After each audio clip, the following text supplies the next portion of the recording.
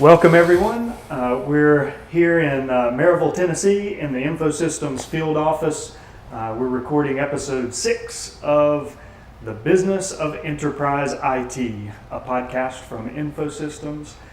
With me today is Daniel Magid.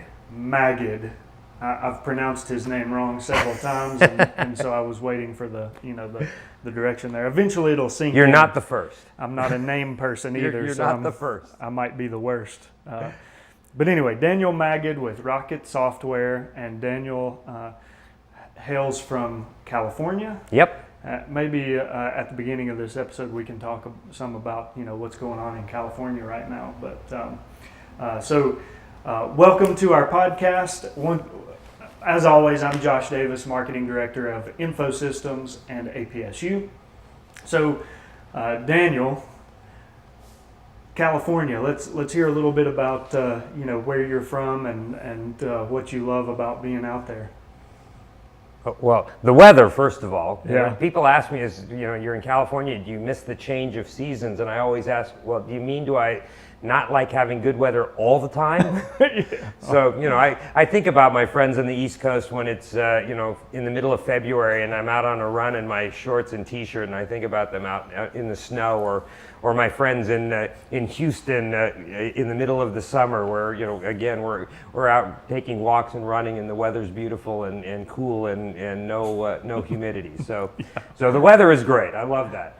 I also love the technology environment. I'm in Northern California, and it's just such an exciting place to be from a technology perspective. There's so much going on. And one of the big trends we've seen recently is the trend where companies are bringing software development and technology development onshore. They're bringing things back from overseas and building huge buildings in the Bay Area, which is some of the most expensive real estate in the world, because they recognize that having teams in a single place and building teams of the top engineers in the world is really the right way to do things. Mm-hmm. And so, you see that Salesforce is occupying now what is the largest building, I think, west of the Mississippi that was just built in downtown San Francisco. Wow. Apple just built a whole new headquarters building. So there's a lot of building going on because people are recognizing that they really want to be where the technology is being built and where the top engineers are.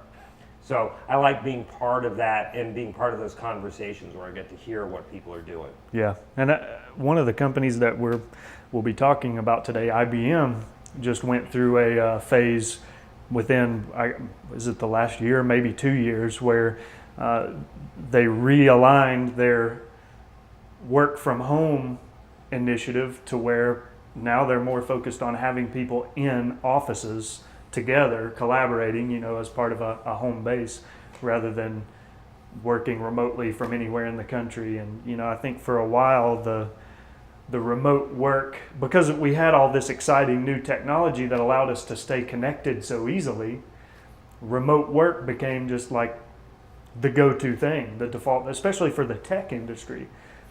And I agree, it seems like now there's a lot of investment in more inclusive corporate environments where people are expected to be on site to work together as part of teams and things of that nature. So that's very true for Rocket Software. Rocket Software is in the middle of a very, very large organizational initiative where we are building what we call Rocket Centers of Excellence. Mm-hmm. And they're all around the world. So we're taking advantage of engineering talent, whether it's in India or China or Boston or the Bay Area, wherever it is. But we're building these centers of excellence and bringing our people together. Yeah. And to me, it's sort of everything old is new again. One of my very, very favorite books about managing IT is a book called The Mythical Man Month, which was written by Frederick Brooks back in the 60s about software development. And one of the things that he talks about is that as you build software development teams, the issues of communication and coordination will start to overtake the additional productivity you get by adding people. And by putting people in different time zones and different geographies, it makes those problems even worse. Yeah. So this idea of consolidating again and bringing people back together, I think, is a huge productivity boon for application and software development.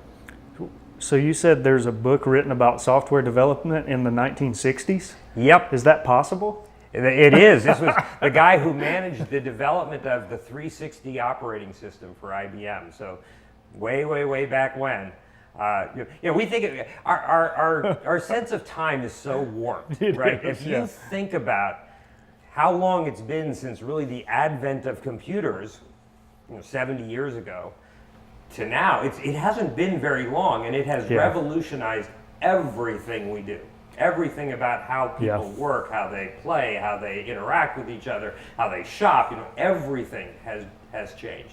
And it's been in a relatively short period of time. I guess people just look at the internet age, which has only been since the 90s, as sort of that computer revolution period. And so when you think back beyond the advent of public internet, you don't realize how much technology was already advancing and in use in major corporations and businesses and universities and everything else. But yeah, I mean, when I do the notes for our blog episode or for our podcast episode in our blog, I'll make sure to link to that. I'll look up that book and put a link to it. Yeah. If that's something you recommend. Oh, I highly recommend it, because even though the book was written so many years ago, almost all of what he said still applies today. I mean, the concepts in it were brilliant. And when you think about it, he was at the very front end of thinking about how do you develop software and what's the right way to do it. Now we've been doing it for a long time. Yeah.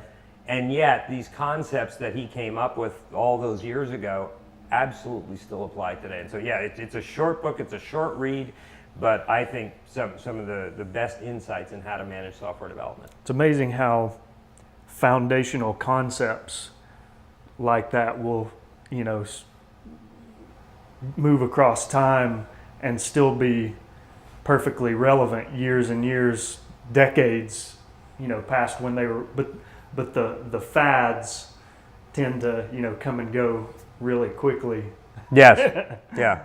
Yeah, well, one of the things Frederick Brooks does is he separates projects into a couple of different kinds of projects, right? He says there's the orchard project. That's the project where I can separate my orchard into sections, and if I just keep adding people, I will get faster and faster at harvesting the fruit in the orchard. Mm-hmm. And it basically, I can segment it down to the smallest possible thing, and I'll continue to get productivity increases. And then he said at the other end of the spectrum is, it takes 9 months for a woman to have a baby, no matter how many women you get involved. Right. It's just not going to change that timing. And he said software development is somewhere in between those two things. Yeah.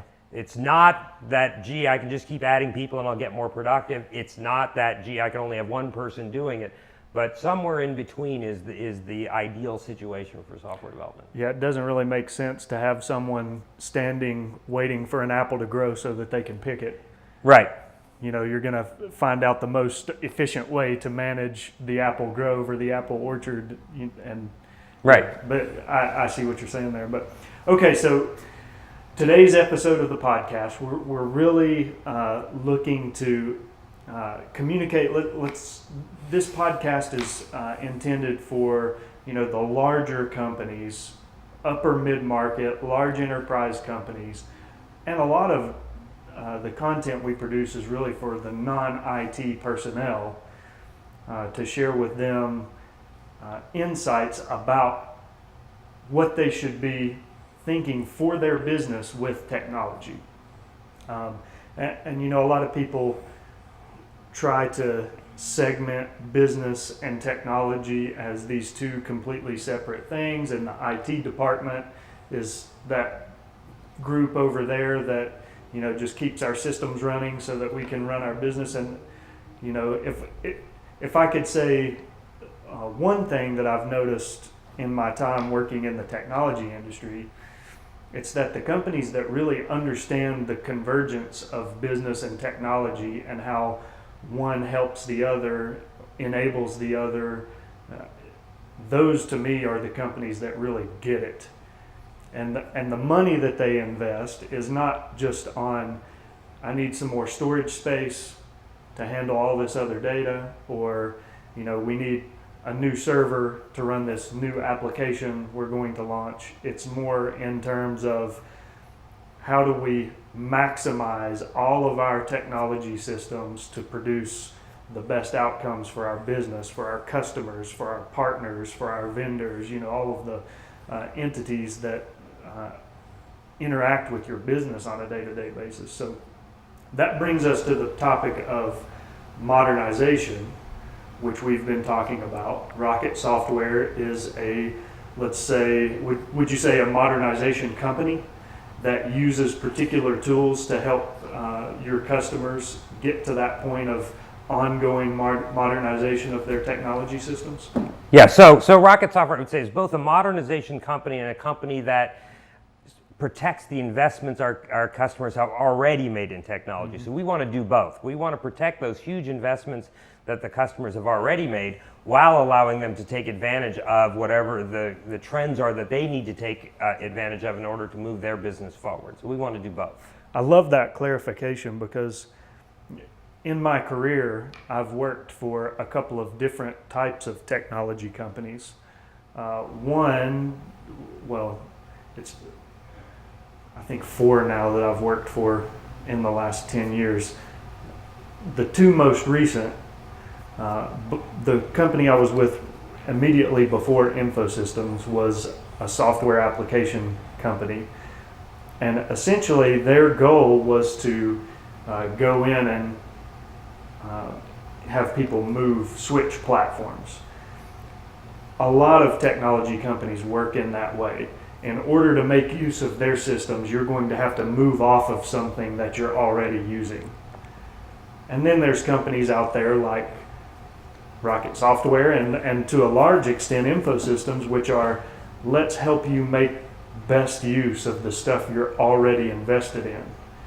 And when you talk about risk and some of these other concepts that you have to think about when you're making purchases or decisions for your business, if you have software applications that have successfully ran your business for a certain number of years, then it seems to me like that's a major factor in assessing the risk of whether, hey, can I continue to support these? Will they continue to work for my company into the future, or do I need to change platforms?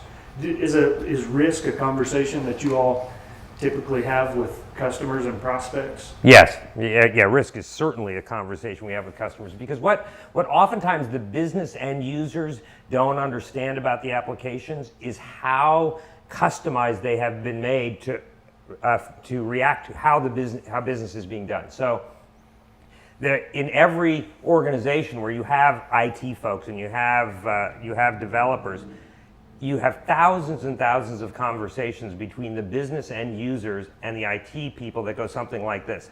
Hey, can you add this field to the screen? There's some new data we want to track. Can you add this column to this report? Can you change the way this business function works because we're going to do something a little bit differently? Or we want to do something special for this particular customer. Can you give us a function to handle how they want to do business?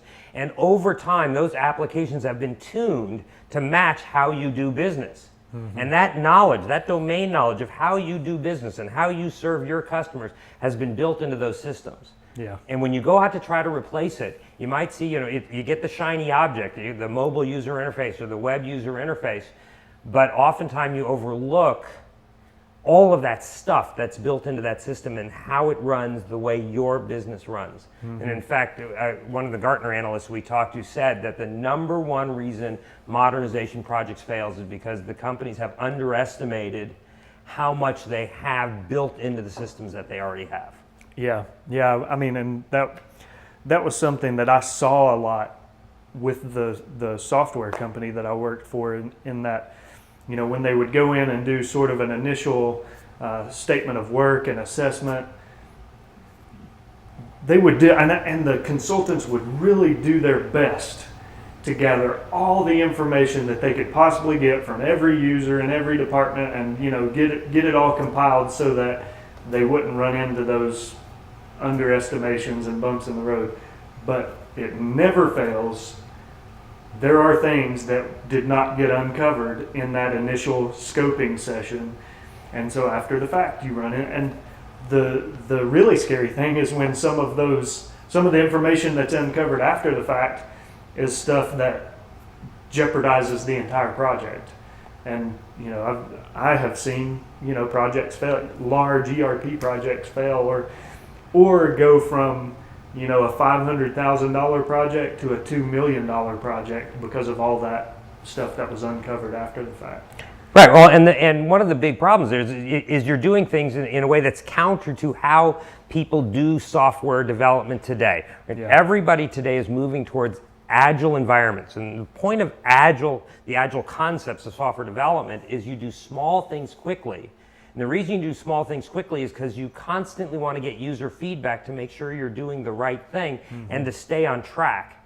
And the other issue is that the industry is moving so fast. If you do a huge project, by the time you get it done, the market will have moved somewhere else, and everything will be different. And that's the problem with these big bang, I'm going to replace the system with something new projects, is they tend to be multi-year, huge projects.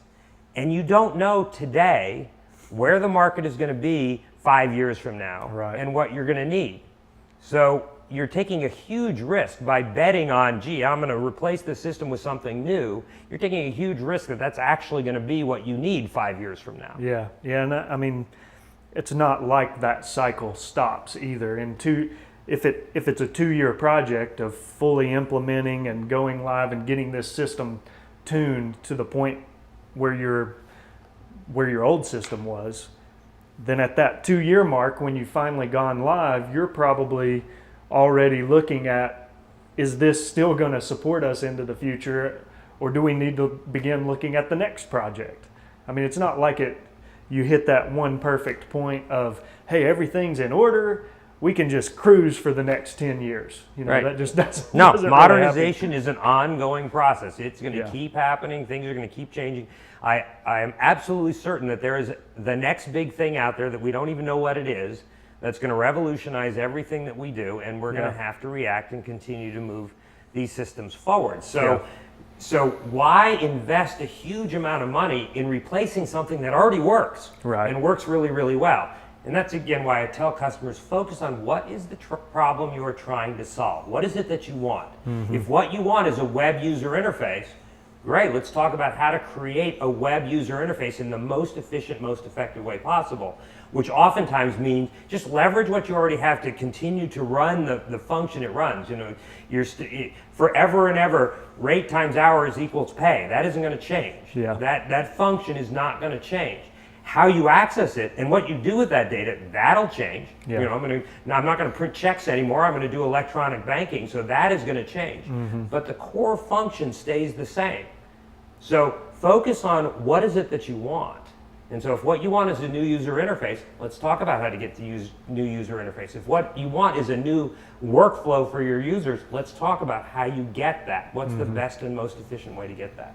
So when you're having a modernization conversation with customers or prospects, what are those big foundational elements you're talking to them about? And what I'm really trying to get at here is, sort of the use cases where someone out there who's listening to this podcast would be able to relate to and understand, okay, that's how Rocket Software could come in and help us out. So there are several problems that people come to us to help them solve. So one is, I want to go mobile. I need to give mobile access to our customers. So the first question I always ask them is, okay, so what do you mean by that? Do you want a neat, cool mobile app, or do you just want mobile access to your applications? And to give you an example of that, we were working with a car manufacturer, and they wanted to give the salespeople on the dealer lots the ability to check inventory and accessories and colors while they were standing with the customer on the lot. The problem they had is what the guy told me is that our best opportunity to sell the car is when we are standing there with the customer on the lot. Yeah. And right now what has to happen is that they'll ask us, well, do you have this color? Do you have these accessories? And the salesperson will have to go back to the office, get on his terminal, and look that information up. It slows everything down. Yeah. We want to do it right there. Yes, you can have the car you want. So that's all they wanted. They wanted mobile access. They didn't care what the user interface looked like. So they actually got Rocket software terminal emulation, mobile terminal emulation. It's basically terminal emulation that runs in a browser. And they had it the next day. They Wow. solved the problem really fast because all you had to do was give the people an iPad or a pad and a URL, and now they have mobile access. So that's mobile access versus I want a mobile app that provides me a lot of things that I can do with the phone, like location services and mapping and you know, email access and whatever else. So I want to do some other things. Yeah. So again, it's important to focus on what is the problem you're trying to solve because there's a trade-off.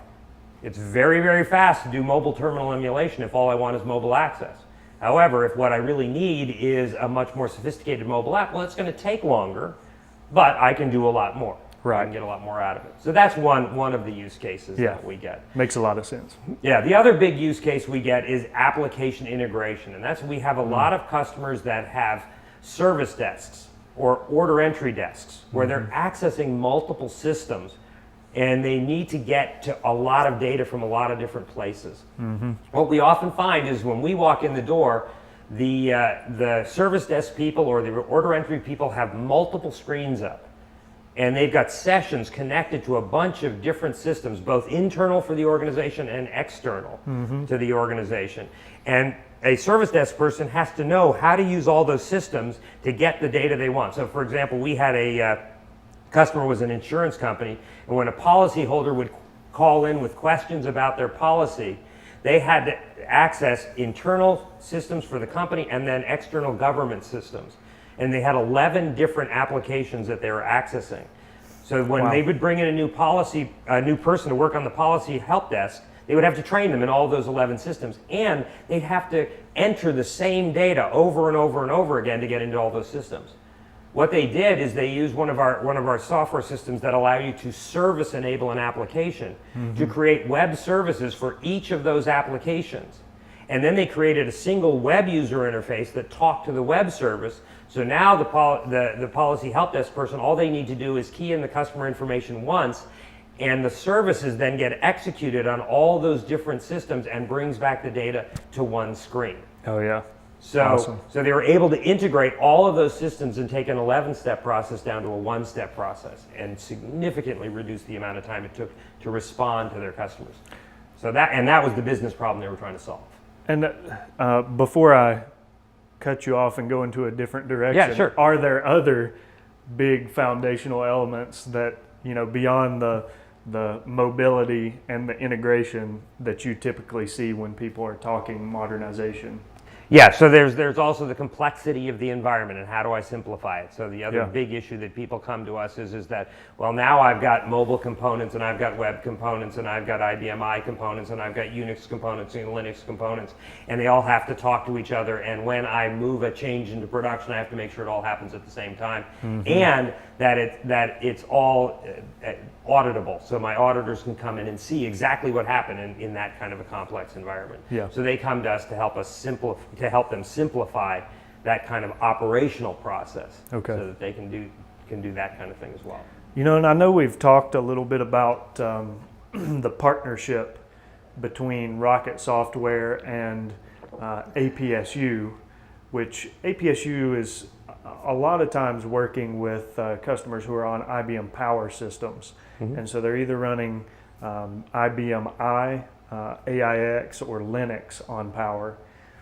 And traditionally those are, would you agree that those are some of the, well, let's leave Linux out, but you know, the IBM I and AIX, which are under the IBM umbrella, those are traditionally some of the systems that get, I don't know if you want to say left behind, or they're not necessarily modernized in the same way that some of the other open systems, Windows environments and stuff like that are, because there's probably tons of reasons, but you know, maybe it's because the people who have been using them are comfortable in the way that they interact with the system, and just don't feel the need to upgrade. Maybe it's because the hardware that they've been running on is a decade old and still runs just fine, so they don't really feel the pressure to upgrade. And you know, some of these, the IBM Power platform is sort of known as that time-proof platform where, you know, and I've heard guys from our team talk about, if you purchased ISV software for your AS400 20 years ago, and you went out and bought a Power 9 box, which is the latest model of IBM Power that was just released this year, that same software runs on a Power 9 box just like it did on the box you've originally installed it on. Whereas a lot of the other systems are continually updated, and you have to update systems and buy new hardware that can support the new factors and all of the, you know.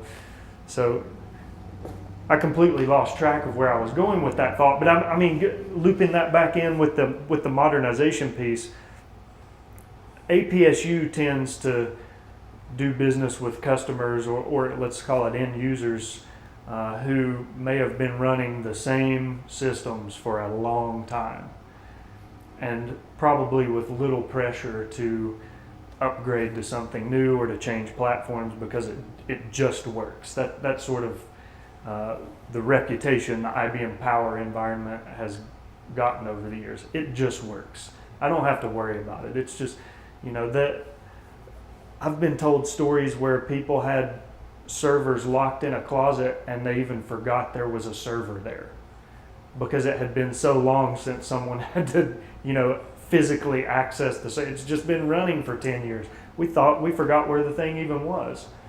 So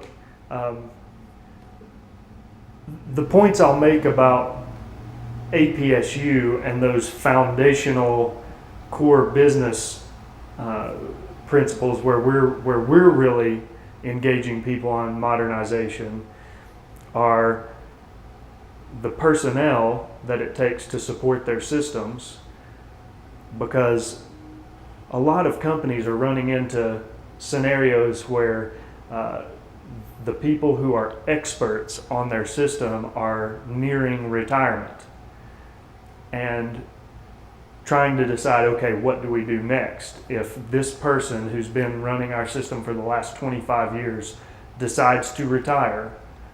What happens next for us? And so that's a place where APSU can really come in and help a company out, and let's call it modernization of the way that the infrastructure is delivered, or the operating system is delivered on top of the infrastructure. They can do cloud services, which is a whole modernization conversation in and of itself. In addition to the personnel discussion, APSU typically engages with people who might have incorporated new types of systems over the years. So maybe they have IBM Power in production, but they also have other types of systems built on Intel systems in production. Mm-hmm. And you know, that creates a complex environment. They've got different people managing and a lot of stuff going on there. Well, let's be honest, the Intel x86 space has probably seen a much rapider, or let's say a more known, people understand that there are cloud services and modern applications and all of that available for the Intel-based systems. IBM Power seems to get overlooked, and people still view it a lot of times as the legacy software, the green screen, or that legacy application that just runs that one thing, and you know, it tends to get overlooked. And I'm sure you guys are also, I know we are constantly educating people on the fact that, you know, IBM Power systems are just as modern as anything else out there. They're constantly being developed. You can run modern applications, and you're probably able to give a much greater explanation of that than I am. But let's quickly go into sort of that discussion on x86 Intel-based systems versus IBM Power-based systems.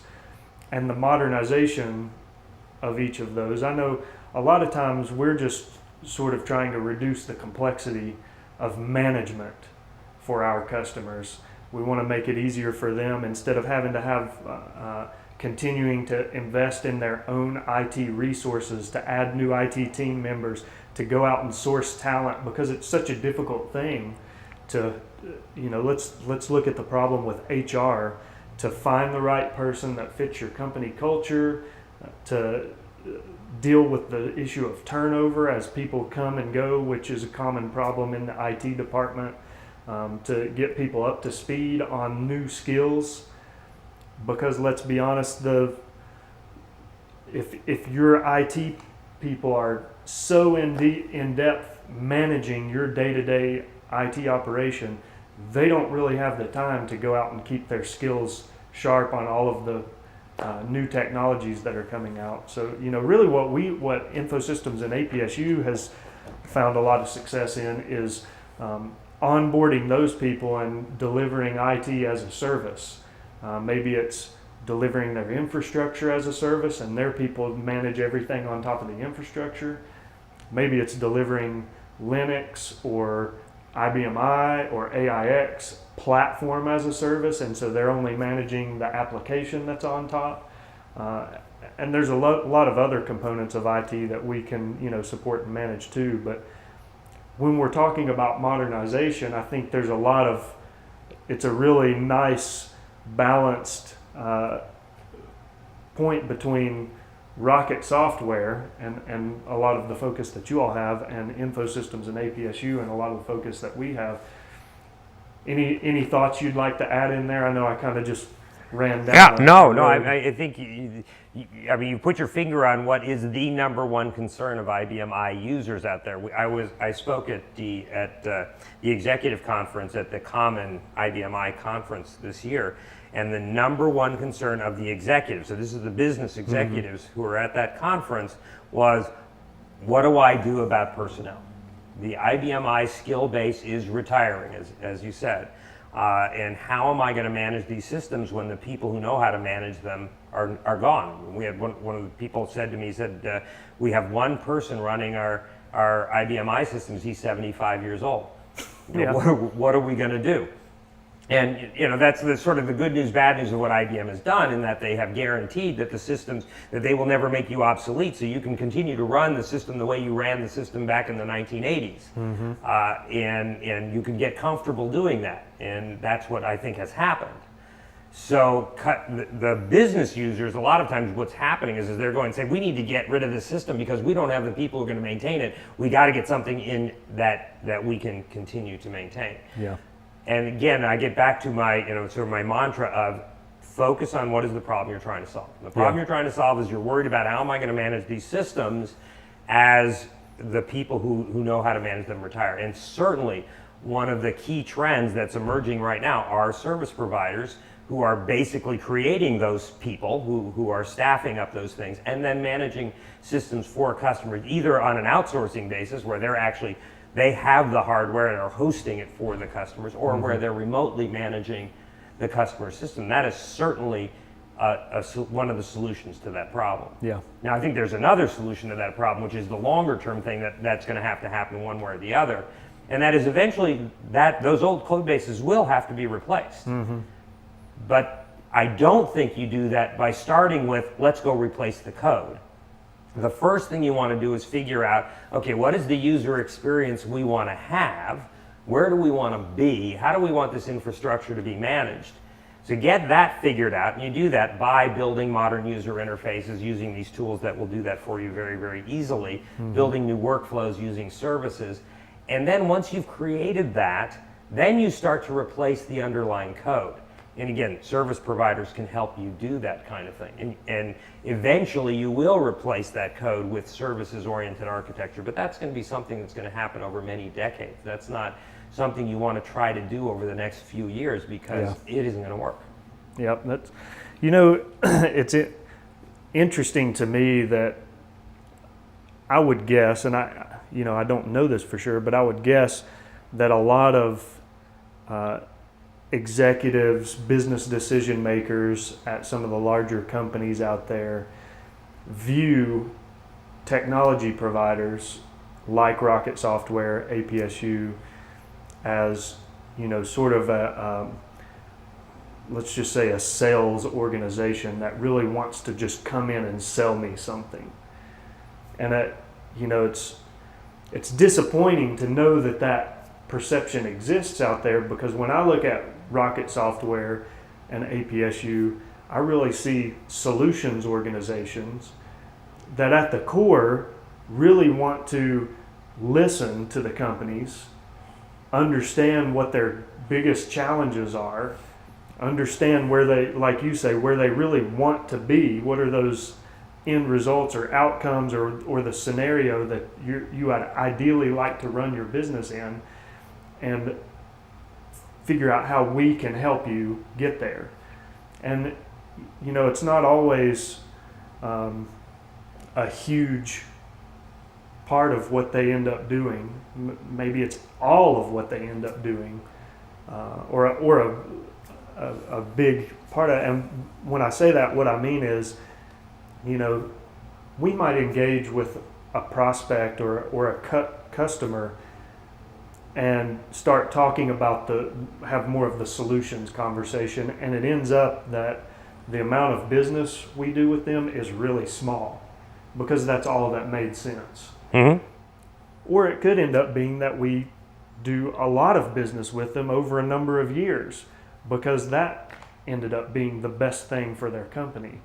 But, just looping back to my original thought there, I think there's too many times where business leaders are afraid to engage with technology providers because they're thinking about the check that they may have to write, or that they think they could have to write, when, ultimately we're trying to help. We're out there trying to help solve problems. Right. Right. The executives really, the place to focus is not on what the check is going to be for. It's what's the business value you're trying to create. Yeah. So if what I want is to ensure the future of my business by not worrying that everybody who knows how to run my applications will be gone, then what I need to focus on is, what is the value to me of having an ongoing business, of making sure that my business will survive the next several decades, that things are going to continue to move forward. So what is that value? And that sort of gets to how Rocket really thinks about our relationships with customers, which is really a partnership. Mm-hmm. Our expectation is when we work with a customer, we are going into a long-term partnership where, if you're in the banking business, or you're in the car business, or you're in the shoe business, you want to be the best shoemaker possible. Our job is to help you use technology to make your business grow. Yeah. And we're in a partnership together to help you do that. When you win, we win. So we want to help you do that, and we want to continue to help you do that for as long as you want to stay in business. Yep. And I think this has been a great conversation. I really like where this has gone, but I want to circle back to something that you mentioned earlier, which was Rocket Software establishing centers of excellence. Mm-hmm. And talk a little bit about how those centers of excellence come into play with your end customers and the value that they provide. So the point of the center of excellence is everything will be there. So not just software development and testing, sort of the bits and bytes of how you create software, but also the people who interact with the businesses. Mm-hmm. One of Rocket's expectations is that our lab leaders, the people who lead these centers of excellence, will be getting out to talk to customers and find out what are they doing. So they're going to be traveling a lot, visiting with our customers, and having the conversations about what are the business challenges you're facing, what are the things that you need us to do for you, and bringing that information back. So we want to have that direct connection between the customer and the business problems they're trying to solve and the opportunities they want to take advantage of, a direct connection to the people in the labs that are actually building the solutions. Mm-hmm. So, we don't want the technology. It used to be, back in the day, it used to be that there was a wall where the business user would say, here's what we want. They'd throw it over the wall, and then the technology people would figure out how to do it, and they'd deliver something. The users would say, that's not really what I want. Yeah. We want to have that conversation constantly going on between those centers of excellence, mm-hmm. where they're getting an understanding of what our business users need, and they can then communicate that to the teams that are building it directly. So we want that sort of direct communication going on. Yeah, and I know InfoSystems has been part of the IBM Business Partner Innovation Center program, where we have test equipment and stuff on site, and customers, prospects, anybody can come in and load stuff up on the systems, kick it around, see how it performs. I mean, they can, kind of get a real world feel of equipment and software systems before they, decide to make a purchase. I thought that was a pretty cool thing. Yeah. And the fact that IBM worked with partners like InfoSystems all around the country to establish these innovation centers.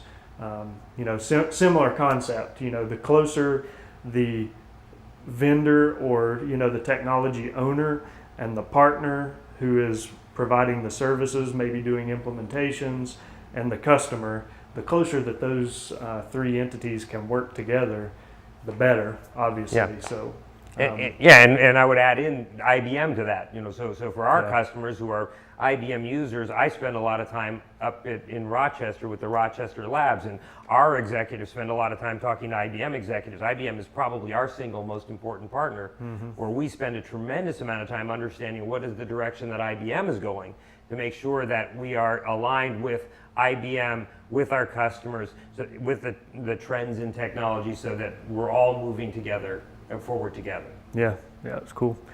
So, we're probably getting here long-winded with our conversation. We want to be nice for our listeners and not demand too much time per episode. Right. So this is probably a good point to leave off. But I do want to throw out there, and we're going to do another baseball event together this evening at the Tennessee Smokies.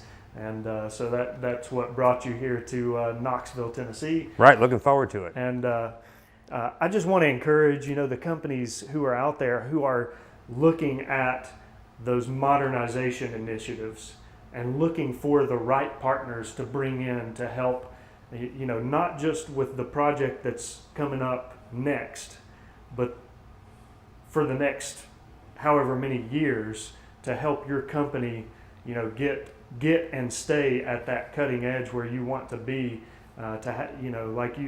when we talked about innovation never stops. New technology is coming out all the time, and I think companies like ours really provide a huge value for our customers, being able to handle those conversations and advise on what might fit best in those customer environments that our professionals know so well. So anyway, any last minute thoughts, Dan? No, just wanted to add to what you said. That's why we're working with InfoSystems on this, is that we see a real synergy in the solution that we can bring to customers coming together, because there are things you do that we don't do, there are things we do that you don't do, and it actually makes a really, really nice complementary set of offerings that help our customers solve real business problems. Great. Well, great conversation today. Thank you so much for coming in and spending some time with us, and hopefully this provided some interesting listening to our audience out there. Great. Well, thanks, Josh. Thank you. All right.